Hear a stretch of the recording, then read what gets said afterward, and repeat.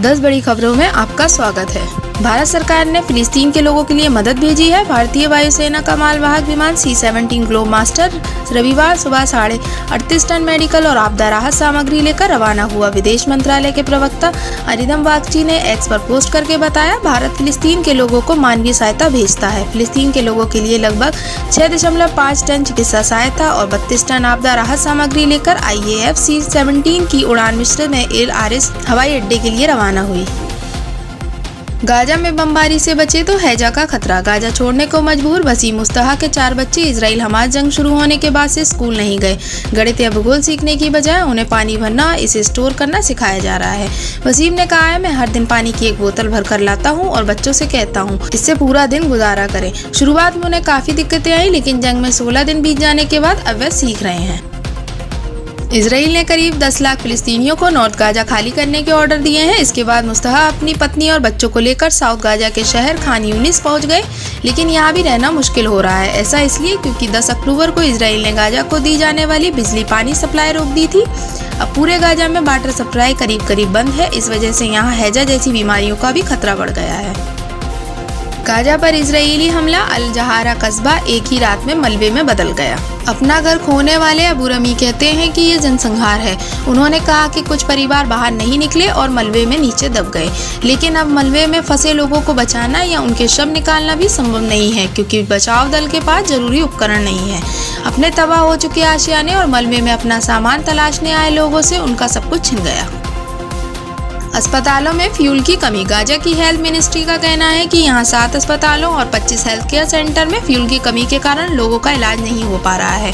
अस्पतालों में bed occupancy 150% तक पहुँच गई है। घायलों के इलाज के लिए अस्पतालों के बाहर टेंट लगाए गए हैं। हेल्थ मिनिस्ट्री ने आम लोगों के लिए अपील जारी की है। कहा, अगर आपके पास 1 लीटर डीजल भी है तो आप अस्पताल जाकर डोनेट कर दें। अगर आपको वीडियो पसंद आए तो लाइक और सब्सक्राइब करना ना भूलें। सैनिटेशन सर्विस भी ठप। अल जजीरा के मुताबिक NGO ऑक्सफैम और यूनाइटेड नेशन एजेंसी ने जंग की शुरुआत में चेतावनी दी थी कि गाजा में पानी बिजली रोक देने से जानलेवा बीमारियां फैलने का खतरा बढ़ जाएगा।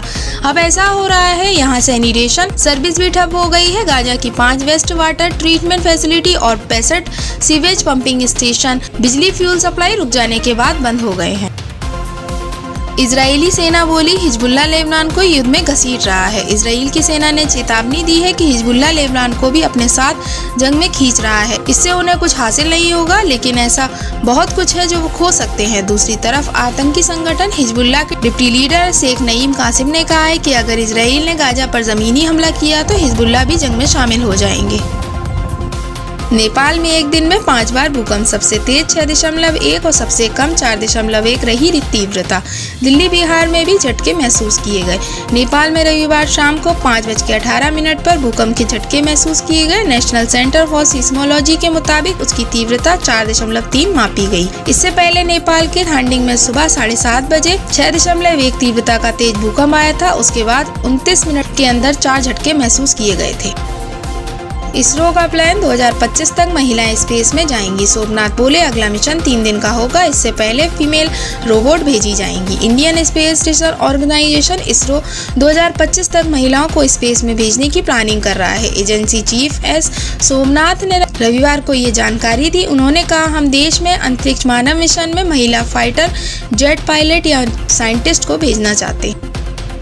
आजम को माफिया अतीक और विकास दुबे जैसी दहशत। सपा नेता आजम खान को रविवार सुबह रामपुर से सीतापुर जेल में शिफ्ट किया गया। उनके बेटे अब्दुल्ला आजम को भी हरदोई जेल लाया गया। हालांकि आजम की पत्नी तंजीन फातिमा रामपुर जेल में ही रहेंगी। आजम अब्दुल्ला को 5 बजे रामपुर जेल में रवाना किया गया। जेल से निकलने के बाद आजम ने कहा कि हमारा एनकाउंटर भी किया जा सकता है, कुछ भी हो सकता है।